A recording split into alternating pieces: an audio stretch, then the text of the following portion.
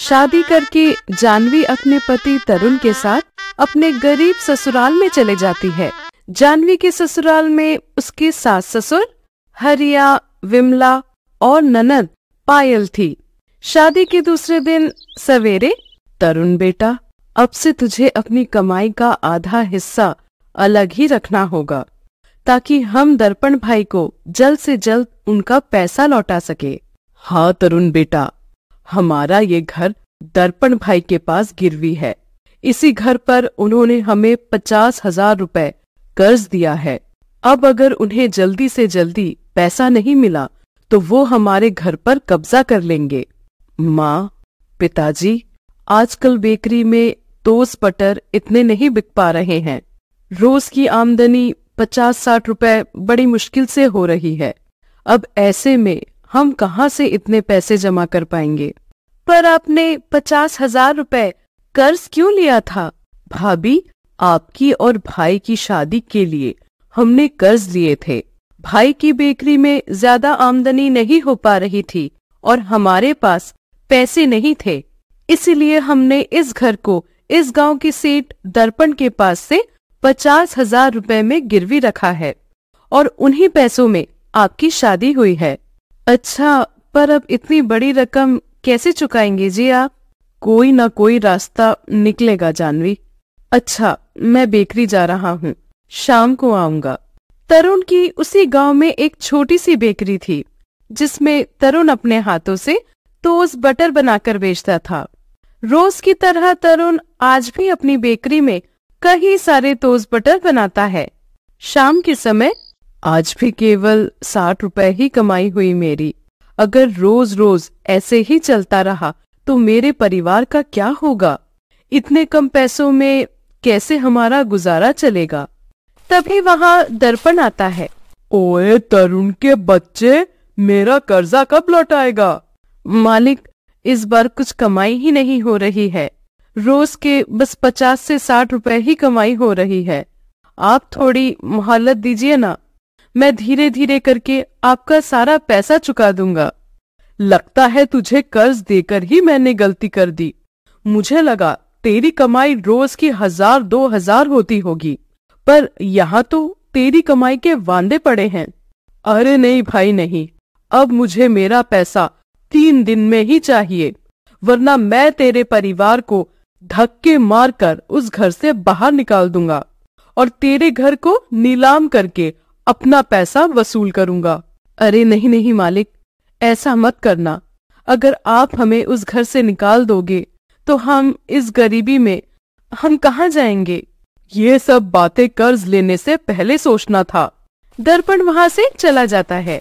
अरे बाप रे, अब इतने कम समय में इतने सारे पैसों की व्यवस्था कहाँ से करूं मैं? अगर हमारा घर नीलाम हो गया तो पिताजी और हमारी बरसों की इज्जत चली जाएगी। क्या करूं अब मैं? कुछ समझ नहीं आ रहा। तरुण बेकरी बंद करके अपने घर आता है। क्या हुआ तरुण बेटा, बड़ा उदास लग रहा है?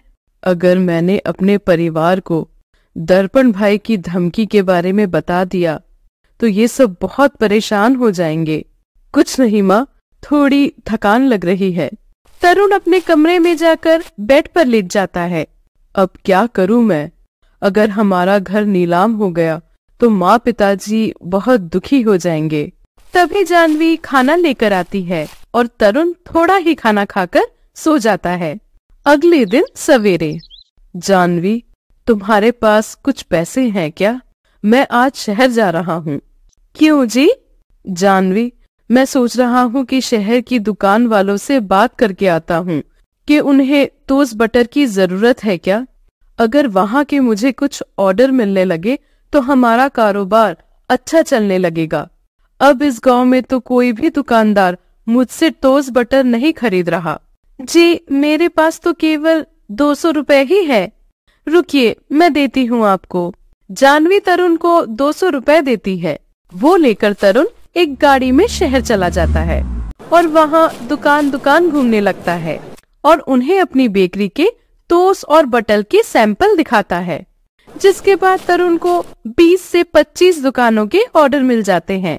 शाम के समय, अरे वाह, मुझे इतने सारे दुकानों के ऑर्डर मिल गए। अब तो मेरी रोज की कमाई 5 से 6 हजार रुपए की होगी। चलो अब अपने गांव जाता हूँ और अपने परिवार वालों को ये खुशखबरी सुनाता हूँ। तरुण खुशी खुशी एक गाड़ी में बैठकर शहर से अपने गांव आने लगता है। तभी रास्ते में उस गाड़ी के साथ एक सड़क दुर्घटना हो जाती है, जिसमें तरुण की जगह पर ही मौत हो जाती है। तरुण की मौत की खबर सुनकर विमला के परिवार वाले खूब रोने लगते हैं। जैसे तैसे दिन बीतते रहते हैं। तभी दर्पण हरिया के घर आता है और हरिया और उसके परिवार वालों को उनके घर से निकाल देता है। तभी हरिया अपने परिवार को लेकर अपने बेटे की बेकरी में आता है। ये सब क्या हो गया जी? हमारा बेटा हमें छोड़कर चला गया और आज उस दर्पण ने भी हमें हमारे ही घर से निकाल दिया। अब हम क्या करेंगे? कहाँ जाएंगे? कैसे होगा हमारा गुजारा? बेटा, अपने माता पिता को ये कैसी परेशानी में छोड़कर चला गया तू। माँ जी, अब रोने से क्या होगा? अब हम इसी बेकरी में तरुण की जगह टोस्ट बटर बनाकर बेचते हैं। अब जीवन का गुजारा करने के लिए कुछ तो करना ही होगा ना। हाँ विमला, बहू ठीक कह रही है, पर हम ये सब कैसे करेंगे? हमारे पास तो पैसे ही नहीं है। माँ जी, मैं अपनी सहेली रूपा से ले आती हूँ कुछ पैसे। वो इसी गांव में रहती है। वो मेरी बचपन की सहेली है। वो मेरी सहायता जरूर करेगी। जानवी अपनी सहेली रूपा के पास आती है और उसे सारी परेशानी विस्तार से बताती है, जिसके बाद रूपा जानवी को कुछ पैसे देती है। अगले दिन सवेरे जानवी उन पैसों से टोस्ट और बटर बनाने का सामान लाती है और अपनी सास विमला के साथ अपनी बेकरी में टोस्ट बटर बनाने लगती है। थोड़े समय बाद दोनों मिलकर कई सारे टोस्ट बटर बना लेते हैं। टोस्ट बटर तो हमने बना लिए हैं बहू, अगर ये नहीं बिके तो? बिकेंगे माँ जी, जरूर बिकेंगे। दोनों सास बहू शाम तक बेकरी में टोस्ट बटर लेकर बैठते हैं। शाम तक उनके 40 रुपए के ही टोस्ट बटर बिक पाते हैं। बहू, हमारे टोस्ट बटर तो केवल 40 रुपए के ही बिक पाए हैं। माँ जी, कल से मैं गांव की दुकानों में जाकर टोस्ट बटर बेच कर आऊंगी। अगले दिन जानवी वो टोस्ट बटर लेकर गांव की दुकानों में घूमने लगती है। फिर भी उसके टोस्ट बटर ज्यादा नहीं बिक पाते। शाम के समय, माँ जी, इस गांव में तो टोस्ट बटर बिक ही नहीं रहे हैं। मैं क्या कहती हूँ, मैं शहर जाकर टोस्ट बटर बेच आऊं। वहाँ हमारे टोस्ट बटर अच्छे बिकेंगे, ऐसा मुझे लगता है। बहू, आजकल दुकानदार अपनी जान पहचान वालों से ही टोस्ट बटर लेते हैं। ससुर जी, कोशिश करके देखती हूँ ना। अगर शहर से 1 या 2 दुकान के भी ऑर्डर मिल गए तो बहुत है हमारे लिए। तभी आलोक, अजय और महेश नाम के 3 आदमी जानवी की बेकरी पर आते हैं। ये बेकरी तरुण भाई की है ना?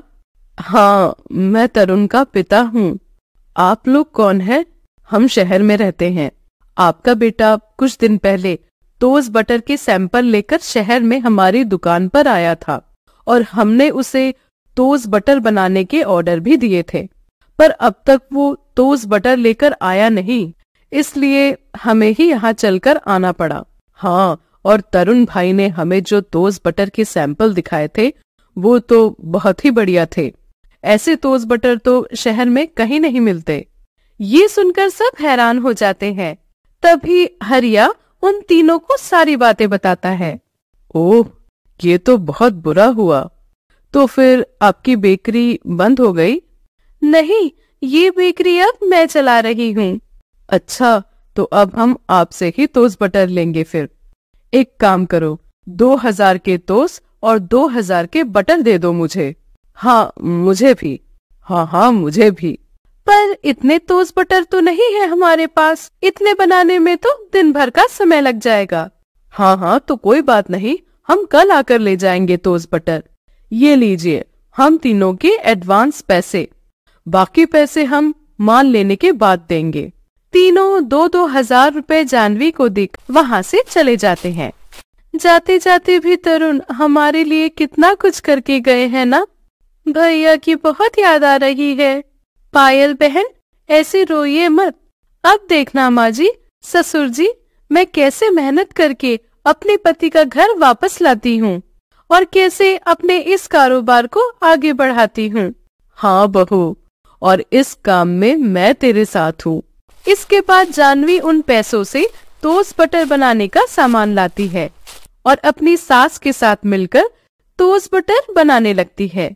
एक दिन में वो तीनों के ऑर्डर के हिसाब से सारे टोस्ट बटर बनाकर तैयार कर लेते हैं।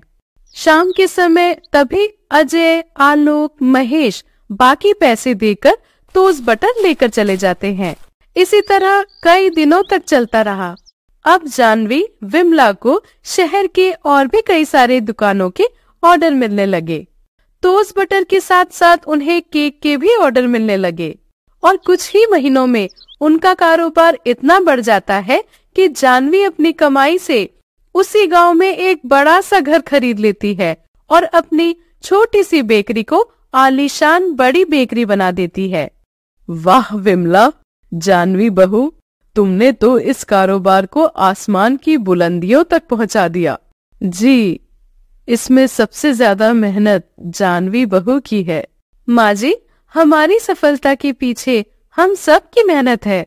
उसके बाद कुछ ही दिनों में पायल की शादी उसी गांव के एक अमीर लड़के से हो जाती है और जानवी अपने सास ससुर के साथ अपने बड़े से घर में रहकर एक हंसता खेलता जीवन बसर करने लगती है।